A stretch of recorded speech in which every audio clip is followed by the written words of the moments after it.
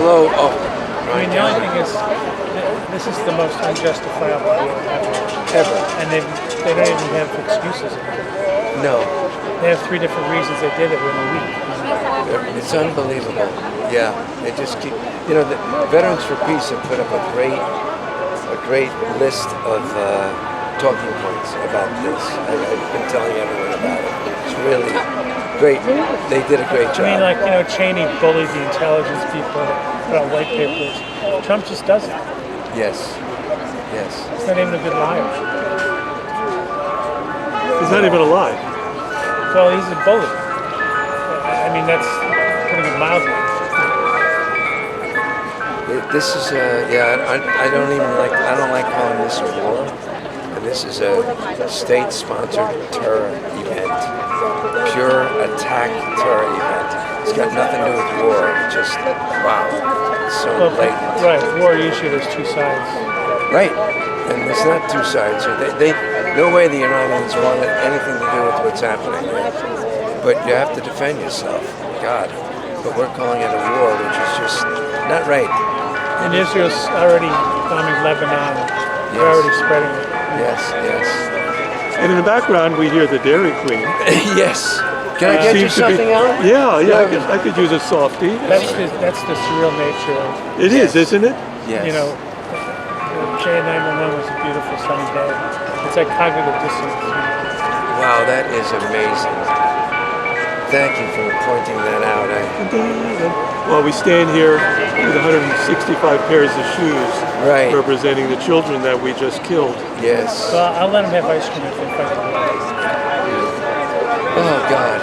Ice cream for everybody. And, you know, this was one incident that happened on the first day, but children are being slaughtered every day. These bombs are huge bombs. We're using our 2,000 pound, yeah. Yeah, 2,000 pounds. Some of them aren't even guided. They're just leveling things. Oh, God. This is so beyond horrible. What do you think the pilots, the soldiers, the Marines, we don't have Marines yet, but what are they thinking when they drop these bombs? I don't know. I mean, I think they try to forget it. I don't know how you do it. I mean, the drone operators actually have to watch the people die, so they're getting PTSD from that. But pilots, I don't know if they can forget it. I mean, a lot of people have served have PTSD because of how they feel about what they did. You know, they feel like they can never make up. I mean, one of these pilots knows that they dropped the bomb on that school. They know where they dropped the bomb. Yeah. And they know what happened. Well, I don't know, how do they live with it? Well, first of all, our administration's been saying this is an Iranian bomb that went astray. Okay, then it's okay. Yeah, it's an Iranian bomb that went astray. We're pushing that narrative. Yeah. I mean, also they're trying to demonize entire countries. Yes. Like Israel did with Gaza. That's right. So I don't know that if the pilots buy that, or it's just like 2 parts of the brain. Maybe they support it. Some may. Hey, Seth. come on, our leaders are saying these are the most evil people in the world, and we are doing this to bring freedom and democracy, and we're getting rid of the evil people. Right, those evil elementary school students. It's terrible. And also, you know, he's got this whole thing, get rid of DEI, which means turn the Pentagon into a wet militia. Hey, how are you doing? Killers who become loyal to Trump instead of the Constitution. Will our generals, will our chief of staffs ever say no to the president? They tried to purge the ones who were inclined, but I think more so, you know, the people who fight the wars when they come back, a lot of them are anti-war because they see it. Whereas the generals now, they're waiting for their big job in industry. That's right. So they're not likely to. That's right. But only people like Andy Basovich, common defense, those are all people who are in the big ranks. That's going to be where the strength is. You know, the pushback. Do you ever get to talk with them, Bill? With the big wigs, with the generals, with the chief of staffs? They don't talk to me. They were reading my stuff. Yeah. They used to talk to me when I was this naive young man saying, how do you do whatever it is that you do? But now it's not so much. I mean, there used to be generals who'd be against specific things, like too many nuclear weapons, machine torture. But we did this study, 4 out of 5 general managers go to work for the industry. So there's a small slice available to actually stand up. So Common Defense, Veterans for Peace, About Face, these are veteran groups that are really doing, they're putting out billboards now about not serving, denying your service, and they are putting up call numbers for people to call to help give them a better direction to how to get out, how to disobey orders. They're saying disobey these orders. Yeah, resist going to LA or deploying to this or fighting this war. In fact, those orders are legal. Illegal orders. You know, some of the senators pointed that out, and they're trying to triumph for treason. They're saying don't follow an illegal order. Right. And they're putting these billboards up outside our military bases. They're flyering.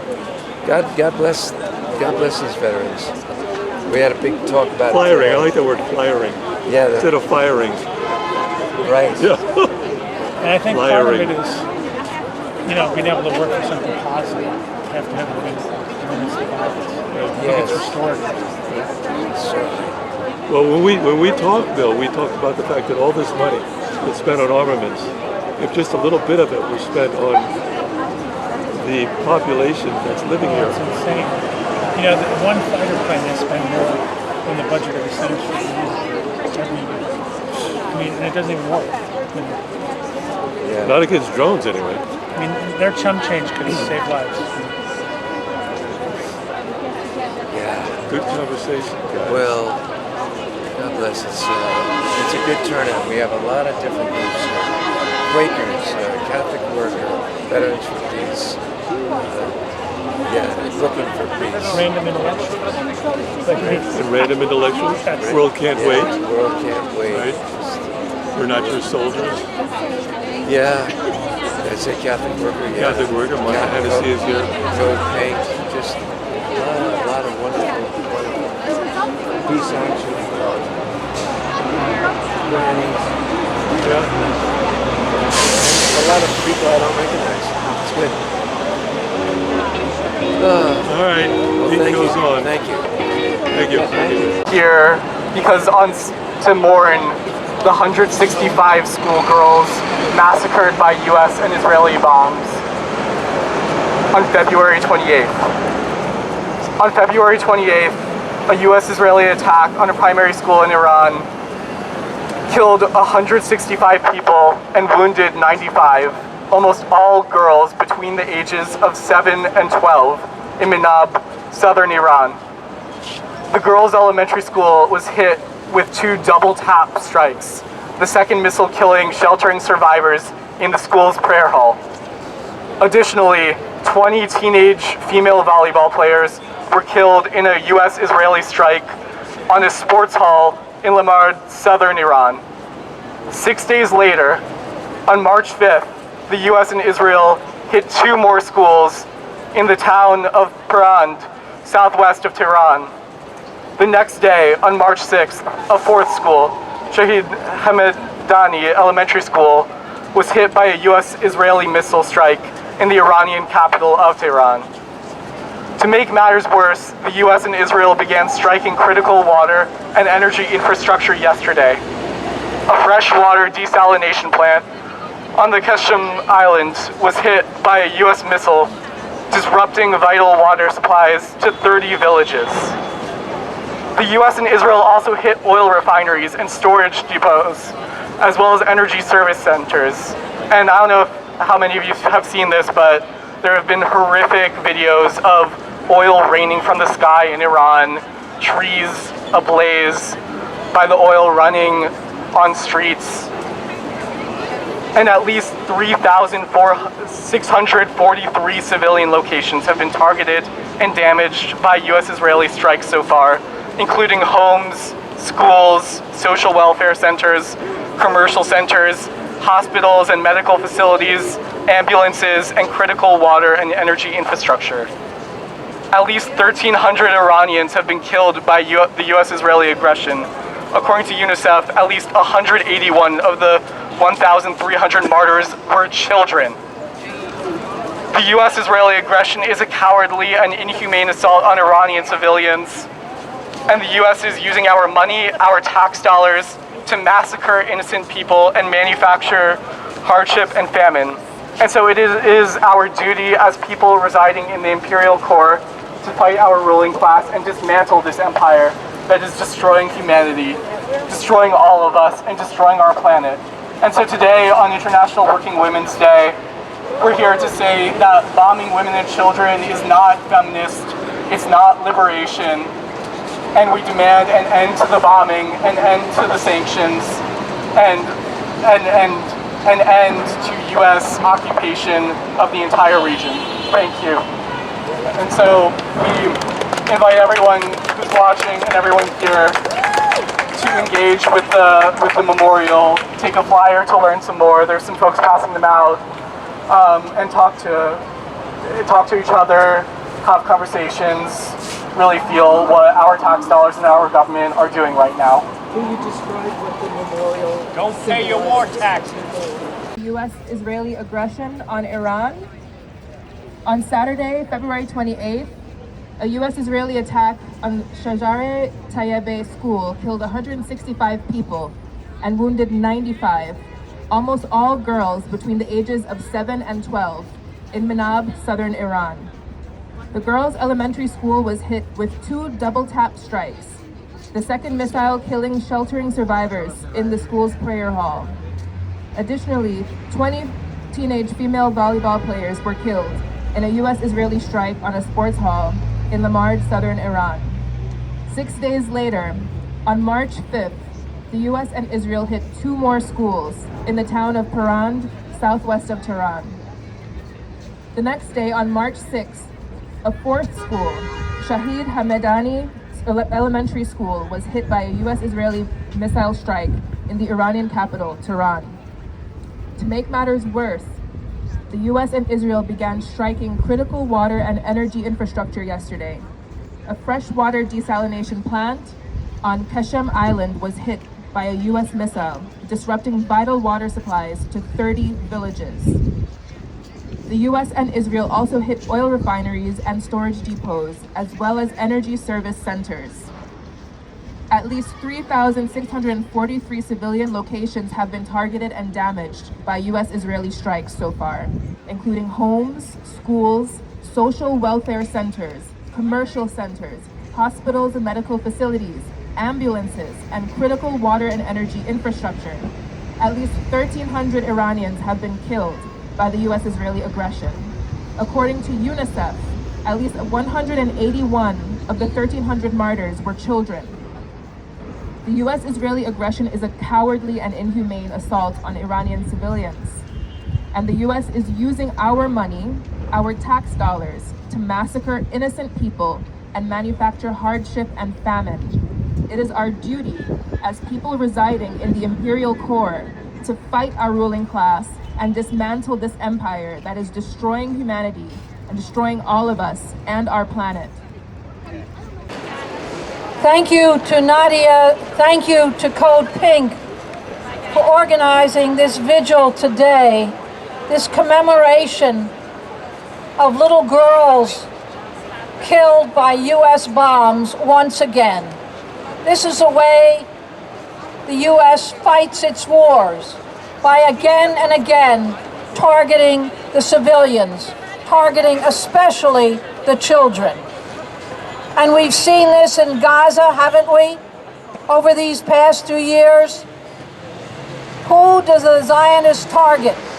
Again and again, they destroy the schools, they bomb the hospitals, the housing, everything that's needed for life, they want to destroy. They do the same thing with their sanctions. How can they deprive food and water and medicine to a whole population? And the cost is in millions and millions of lives. And US imperialism wants it known. It's not secret. They publish the reports themselves about the millions who die. They want to make it known. This is a way they make threats. So on the same day, in a sneak attack, while they were negotiating, they assassinated the most respected, revered leader in Iran, the Ayatollah Khamenei. And not only him, 49 members of the government, both political elected leaders and military officials, the very top leadership. And they thought that would certainly collapse Iran. Always they think if they can just get the leaders, that then people will collapse. On that very day, and it was US bombs that bombed the school where the 100, and it's now 175 little girls have died. Some not right away, some with burns so extensive they have joined their little sisters. So this is a horrible memory, but it's a conscious plan of the US in conducting their wars. I've just come from the Metropolitan Detention Center because today is International Women's Day. And so we were there to send a message to Celia Flores, the first comandante in Venezuela, the elected deputy of the National Assembly who was kidnapped with President Maduro in another US operation, in the assumption that if they can just destroy the leadership, the people will collapse. But that's not the way it goes. We've seen one attack after another on the civilian population, on the water, on the food in Iran today. But I think there's a big surprise in the Trump administration and the generals in the White House. Their war is not going so well in Iran today. Every US base has been attacked. The major radar is down. There's 19 US bases that surround Iran. Yemen and the Ansar Allah movement, Hezbollah in Lebanon, in Iraq also. The forces have geared up. They are responding to the US bombs. Now, I traveled to Iran a few years ago, and what so amazed me, we went to a conference, all of young people who were studying all kinds of computer science. Now, in Iran today, the majority of the doctors, the scientists, the engineers, the technicians are women. We should recognize that on International Women's Day, how far they've come in Iran today, in technology, in education, in healthcare, and especially in that ability to develop whole new forms of life and health and ways around US sanctions and also in the development of drones to protect their country. To protect their country as U.S. missiles are hitting. This is the first time a country that the U.S. is bombing is able to really respond. So it's a new level of war that we're seeing, and our solidarity is more important than it's ever been. It means everything in Iran, as it did in Yemen, in Lebanon, as it did years ago in Iraq. The very fact that there are people here in the U.S. that feel that pain and that will speak out and will act and will mobilize, it means everything in Iran today. The U.S. threats, as they kidnap President Maduro and Celia Flores, they've stepped up a whole new level of attack on Cuba. Really more aggressive sanctions than there's ever been, denying any boat the right to bring fuel to Cuba today. That, again, is an attack on the civilian population, on hospitals that can't even keep their operating rooms going. The denial of fuel and supplies to Cuba, who has sent more doctors to Africa and Asia than the World Health Organization, more medical people. That is the role of Cuba today, and it's why the U.S. wants to destroy Cuba. It's why they want to destroy Iran. It's why they want to destroy Venezuela, because in each of these countries, people are making real decisions that will change the life of the whole population. Now, what does the U.S. do with that? In every one of these countries, they want to create phony, fake democracy movements with lots of funding. And those phony movements, they get reflected in the movement here. So when we're here in solidarity with Iran, in solidarity with the children who died and with their parents who mourn them, when we're here today also for Cuba and for Venezuela, for every country where people are under attack, we stand with them. We stand in solidarity. This is not a time for phony and fake little criticisms. You like this or like that. That's irrelevant. The U.S. is making war, making a destructive war on all of West Asia. That's their plan. How can they subjugate it? How can they bring it back under U.S. domination? And it's not succeeding. And as they showed, I want to also say in Venezuela, okay, you can kidnap the president, the vice president, Delcy Rodriguez. Not only, there's a military whole establishment, there's a people's militia, there's a judiciary, there's a National Assembly, and they all stand together, cohesive. It's that cohesion we need to learn here. That cohesion of being united in the face of U.S. wars. That cohesion of having one message of stop the wars, stop these imperialist wars, and be with everyone who is resisting, trying to survive, trying to develop their own countries. That is what we need. So the people united will never be defeated. Yes, sir. Thank you. Stop the wars! Very good. Very good. Hello, Hideko. God bless you.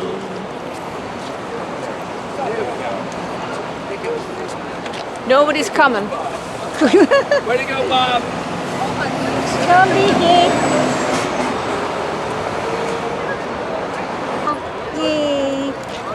You see, Hideko, the raging granny, sang at a medical thing.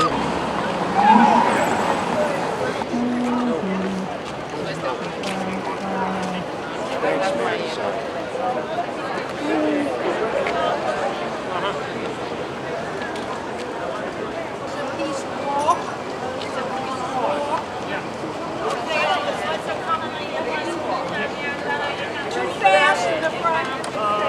This is pretty slow.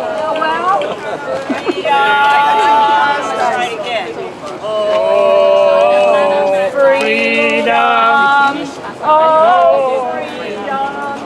evidence. There's literally evidence. There's video of me. There's pictures of me trying to get my sign back and them having it. And then like literally like.